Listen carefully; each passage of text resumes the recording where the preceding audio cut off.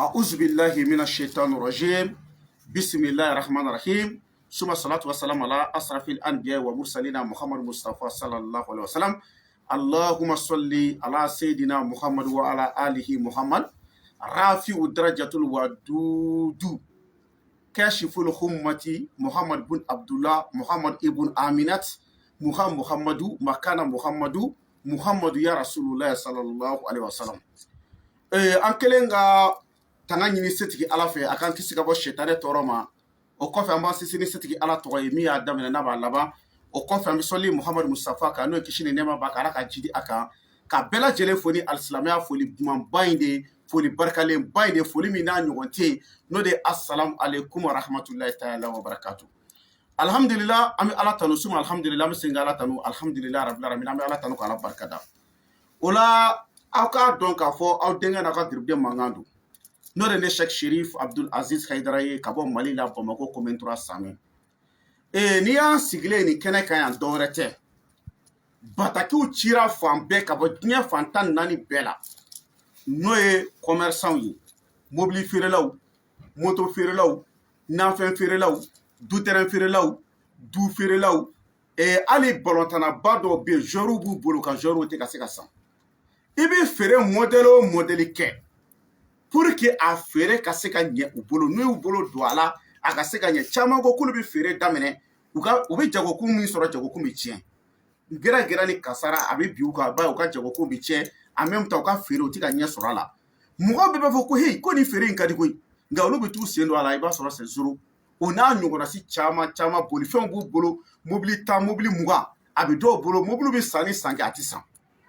ala barika la an bɛ ala fo ka ala barika da mɔgɔ caman fana bɛ yen minnu moto b'u bolo moto feerelaw nka ça va pas o n'a ɲɔgɔnnasiw caman nafɛn feerelaw ale ni bitigibatigiw ani homme d'affaires fɔlɔ u tun bɛ miliyɔn ko affaire tun t'u su ɲɛna nka bi a dɔw bɛ nin ka sotarama ni taxiw ta u ka affaires la u tɛ se ka foyi kɛ bilen ça va pas i m'a faamuya bon donc commerçants ye n wele ka caya adamaden i kan'i dogo i kanubagaw la n'i bɛ min dɔn a fɔ i b'a dɔn n'i tɛ min dɔn a fɔ i t'a dɔn ala kiraw de fɔ salatu wasalam ko n'i bɛ waso i ka waso ni tiɲɛ ye nka kana waso ni nkalon ye Seydina Ali ye nin fɔ o nkalon min n'i b'a tigɛ mɔgɔw ye a nkalon valeur ani maa min bɛ ka jɛ a ba fɛ a bɛ jurumu ka kan bilahi a bɛɛ ni kuranɛ cɛ o la komi commerçants y'u kanbɔ k'u kanbɔ n ko baasi tɛ bi n bɛ na vidéo spéciale kɛ commerçants pour les commerçants. Bon, je vais essayer de traduire ça un peu en français. Comme il y a plusieurs de mes abonnés qui me disent Haidara, nous on ne comprend pas, Djoula, on ne comprend pas votre langue. Il faut essayer de nous expliquer dans votre vidéo en français. Donc, les abonnés, vous-même, vous connaissez, vous m'avez appelé plusieurs fois. Il n'y a pas de problème. Donc, il y a plusieurs commerçants qui m'ont appelé pour les recettes de la commerce, pour qu'ils puissent marcher, leur commerce peut être développé, peut être évolué, et puis encore, ils ne trouvent pas les clients. Donc la manière dont il peut y avoir beaucoup de personnes, beaucoup de clients, qu'ils soient aimés par les clients, ils m'ont dit de leur donner cette recette. Donc grâce à ça, on est là aujourd'hui. Donc les gens qui comprennent le français, vous avez compris très bien notre thème aujourd'hui. Donc en sigilé au hokum de Konana, on l'a dit,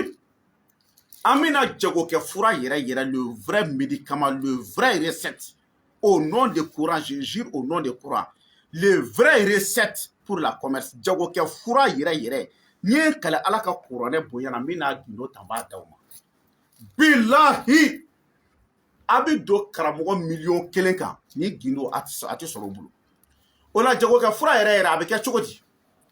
Et Yiri Dobe, Mina Yiri Nono Yiraola. Aw ɲɛ bɛ nin na nin ye zaban ladɔn di zaban mɛ n tɛ zaban tɔgɔ dɔn français la i bɛ zaban ladɔn ɲini n'i ye zaban ladɔn ɲini i b'o bila kɛrɛfɛ i y'a faamu i bɛ sana nin yiri u b'a fɔ ale ma ko sana i bɛ sana ɲini i b'a bila kɛrɛfɛ yiri dɔ bɛ yen u b'a fɔ a ma ko dubale i bɛ dubale ɲini i b'a bila kɛrɛfɛ o la i bɛ mun kɛ maka yirini o bɛ mɔgɔ yɔrɔ caman yirisun dɔ bɛ yen u b'a fɔ ma ko maka yirini i bɛ sɔrɔ ka maka yirini fana ɲini n'i ye makayirini sɔrɔ sa i bɛ mun kɛ watashi aluna irizigakum anakum tukazibun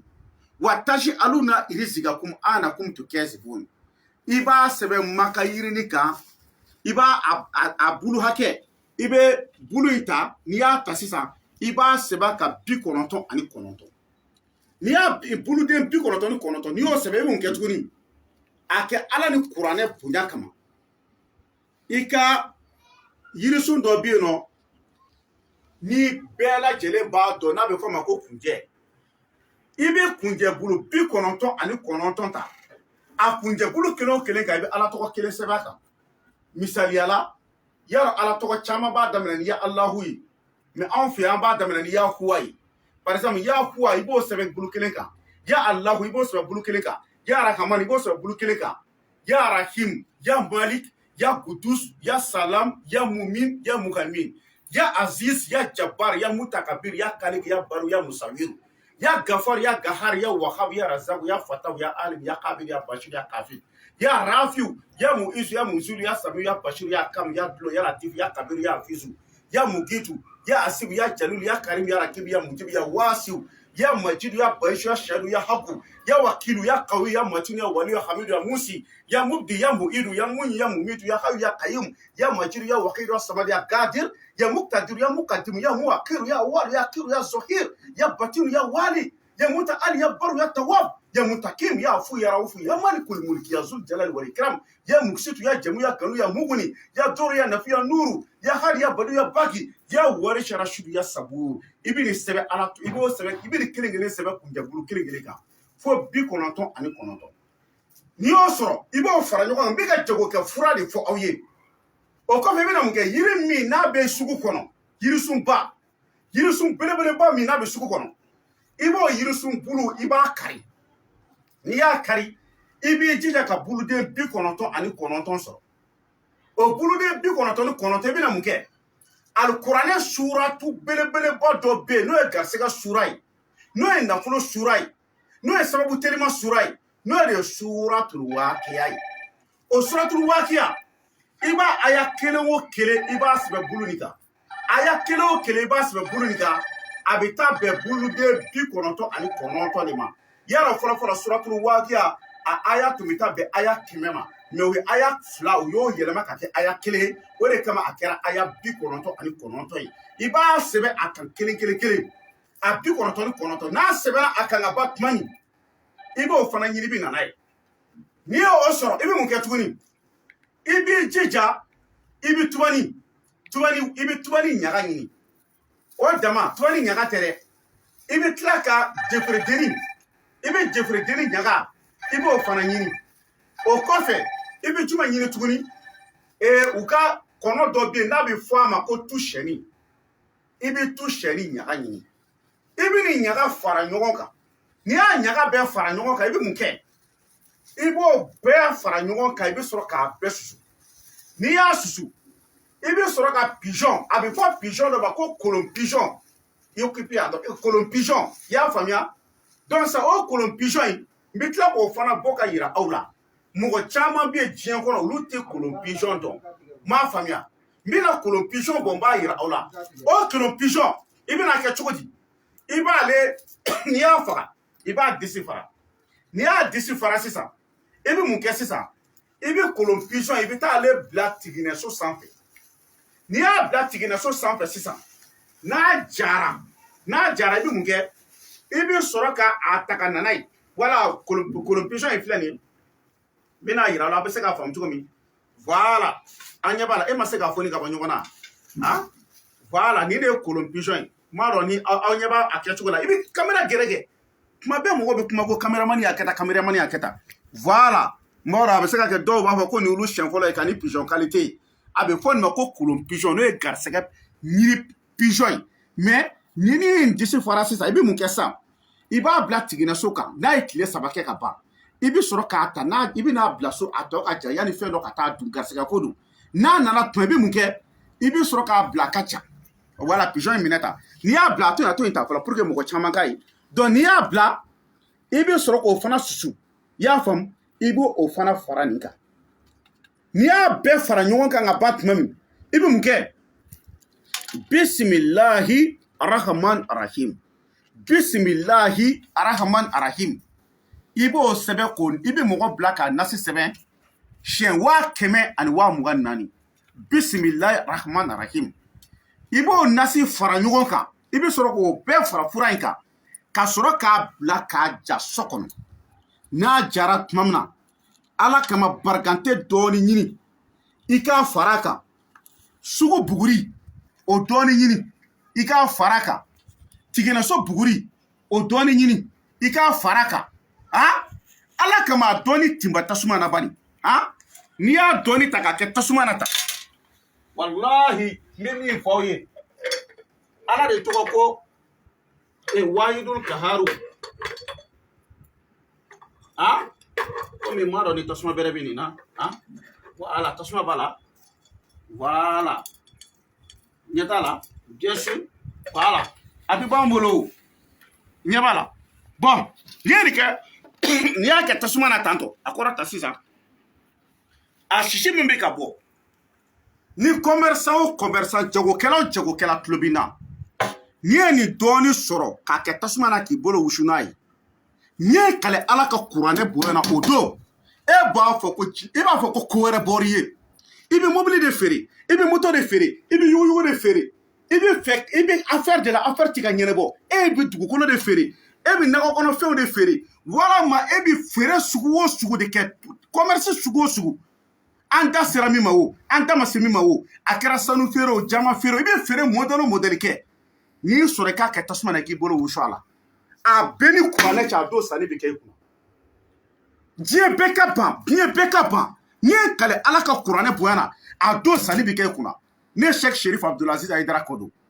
an y'a ɲɛɲini k'a bila basikili bɛɛ kan k'a dɔn pewu jagokɛ wusula bilahi libanɛ tulobilenw bɛ n'a minɛ ne bolo libanɛ tulobilenw minnu bɛ alimentation baw dayɛlɛ ani ka yɔrɔ baw dayɛlɛ u bɛ n'a san ne bolo ka taa wusu ka so kɔnɔ n'i nana n'i ye wusula ni wusu a kɛ ala kama kɔlɔsi dɔrɔn ɲini kɔlɔsi hali ni a kisɛ 25 i bɛ kisɛ 25 dɔrɔn ta kɔlɔsi in na n'i ye wusula ta n b'o f'i ye ni mɔgɔ n'i y'a daminɛ n'i y'a wusu tasuma na ni client y'a daminɛ ka sumaya kɔlɔsi in ta i b'a fɔ i da jukɔrɔ 25 n'i y'a fɛn fɔ 25 dɔrɔn a bila a bɛɛ ni kuranɛ cɛ i bɛ mɔgɔw natɔ ye i bɛ mɔgɔw natɔ ye bon sisan n'a y'a daminɛ ka sumaya ni client y'a daminɛ ka sumaya n bɛ tila ka tɔgɔ in f'i ye mais o tɛ fɔ kɛnɛ kan nin cogo la n b'o f'i ye o ye gindo ye izumulu azamu don mais n t'a fɔ nin cogoya la i b'a wurudi n'a tigi i b'a fɔ 25 dɔrɔn i bɛ mɔgɔw natɔ ye i m'a faamuya bon ala n'a kira barika la ni e maa ko e bɛ se nin na e yɛrɛ bɛ ten mɔgɔw ma kan ka tigɛ i la wa ne bɛ sigida min na e bɛɛ ɲininka jama de la ka tigɛ yan wa adamaden ji kunnafolo tɛ kunu mɔgɔ o mɔgɔ bɛ kuma wɛrɛ fɔ ye karamɔgɔya k'a bɛɛ ni kuranɛ cɛ mɔgɔ hakɛ min na ne yɛrɛ fɛ karamɔgɔya la yan n'u bolodaw tɛ ye o ɲɛdaw tɛ ye sujɛtiw b'u sen na n'i ye kale n'i ye nkalon tigɛ ala ka n don jahanama kɔnɔ bilayi a mɔgɔ dɔw b'u sigi biro la k'a fɔ ko moriya man ɲi mais a bɛɛ ni kuranɛ cɛ an bɛ fɛn ta ka d'u ma u bɛ na anw fɛ an bɛ baara k'u ye commerçants b'a kalama a caman tɛ bitigiw feere o t'a dɔn u ko k'an tɛna an b'a fɔ ko e bɛ ka min fɔ an kan t'o ma mais ka taa fɛn dɔw worow ni fɛnw tu fɛnw na an k'o de man ɲi n'o tɛ ninnu ye yiriw de ye ala ye ninnu dama an ka mɔgɔ ɲɛna ye de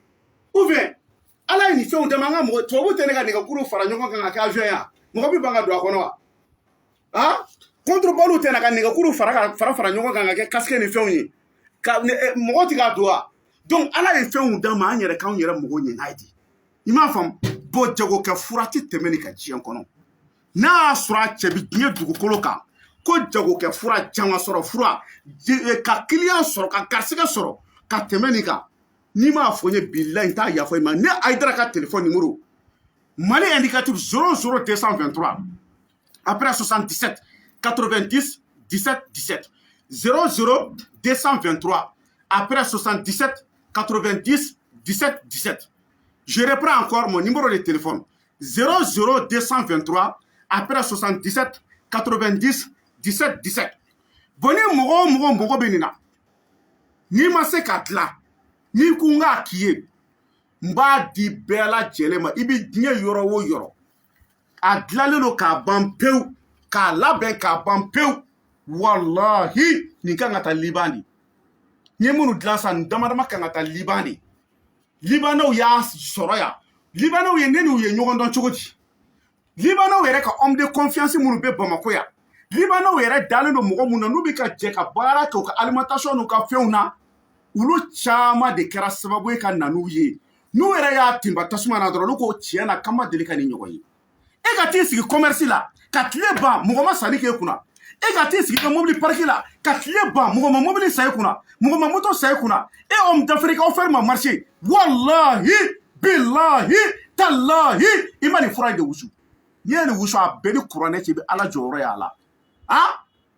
i baara yɔrɔ k'a ti ka marché commerce dama tɛ dɛ baara yɔrɔ k'a ti ka marché n'i ta i k'a wusu n ko bi ni n ye nkalon tigɛ ala k'an ta tiɲɛ cɛ dɔ ko ne ma k'ale nana ne fɛ yen a nana ne Hayidara fɛ yen a nana sɔrɔ ne bɛ ka wusula in wusu dama a ne ko n k'a ka don a donna a nana kuma dama de fɔ n ye dɔrɔn ka segin bi o kɛra bi dɛ n'i ye nkalon tigɛ a bɛɛ ni kuranɛ cɛ ala kana don alijana na fiyewu a ko ale bɔra dɔrɔn ko dɔ y'a wele ka 5000 ci a ma hali a ma wusu Manul Fard Allahu akbar Manul Jabbar Allahu akbar Manul Qahhar Allahu akbar Manul Muhi Allahu akbar Manul Mumitu Allahu akbar Manul Samad Allahu akbar Wahidullah La ilaha illallah Muhammadur Rasulullah sallallahu Allahu akbar Allahu akbar bon ninnu ye gindo sɛbɛlamaw sigatala karamɔgɔw a y'a kɛ ala ni kuranɛ bonya kama a ye fɛn sɛbɛ ta a y'a di mɔgɔ ma mais n'i ko karamɔgɔ ka wusulan d'i ma u bɛ fɛn dɔ baratu k'a d'i ma kɛ olu bɛ t'u yɛrɛ sɛgɛn ka nin bɛɛ dilan wa wallahi an b'an ka cɛkɔrɔbaw fo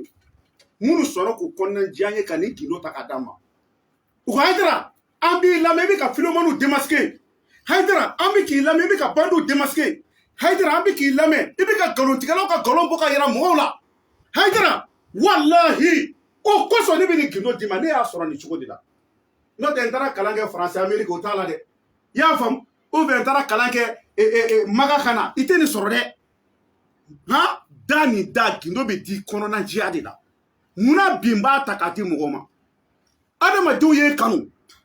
abonnew bɛ ka caya mɔgɔ o mɔgɔ ye n ka video la u b'u abonné n kan video bɛ ka partager fan bɛɛ lajɛlen na n'a ye gindo sɛbɛlama sɔrɔ an t'a di mɔgɔw ma mun na donc ni maa min ma se k'a dilan i bɛ n contacter a kuru 60 dilanlen don a dilanlen don ka ban kuru 60 o dilanlen don fɔlɔ donc komi a fɛnw bɛɛ tɛ sɔrɔ joona joona donc an bɛ ka kura wɛrɛ labɛn mɛ o ma ban dilan na fɔlɔ i m'a faamuya donc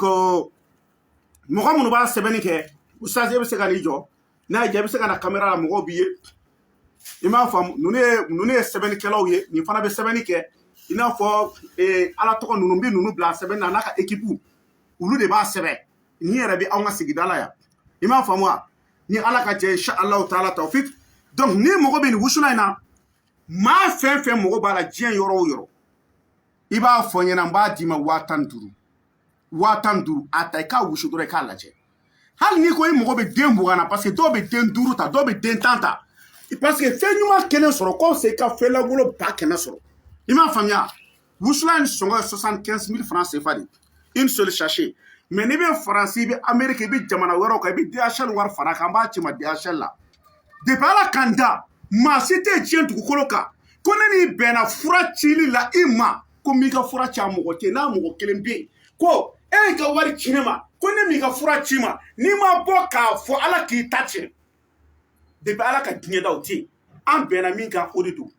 i b'a ta i b'a wusu ni ala sɔnna ma i bɛna jɔyɔrɔ ye a la donc n bɛ nin cadeau ta k'a di mɔgɔ ma miliyɔn tɛ nin sɔrɔ i m'a faamuya miliyɔn tɛ nin baara nin sɔrɔ ka basumala sɛbɛn ani ka taa fɛn yiri minnu fara fara ɲɔgɔn kan ale ni ala tɔgɔ min bɛna fɔ aw ye gindo la o y'a dama koba ye dɛ walayi mɔgɔ dɔw ko yanni olu ka nin sɔrɔ k'u ye wusulan sugu bɛɛ wusu dɔw ko mura y'u minɛ dɔw ko sɔgɔsɔgɔnijɛ y'olu minɛ dɔw yɛrɛ ko k'u ka wusulan dɔ kɛ ta ka taa u ko n'a ye ka to ka dɔ kɛ tasuma na k'u ye nin bɛɛ kɛ ka dɛsɛ e ni ala cɛ maa bɛ nin wusu hali danga di ko i ka fɛn tɛ sa wa donc ala ka tiɲɛ dɛmɛ wusulan in sɔngɔ ye 75,000 francs CFA de n'i bɛ Bamako yan i jija i ka na n ka du kɔnɔ i bɛ n wele n ka téléphone numéro de la n'i nana soda la fana ni mɔgɔ wɛrɛ fura wɛrɛ ta k'a d'i ma ka sɔrɔ i ma ne wele ko parce que i bɛ n ka so yɔrɔ dɔn i ta y'i kungo de o tɛ ne ka wusula ye ni Aziz Aidara ka téléphone numéro de 00223 après 77 90 17 17 00223 après 77 90 17 17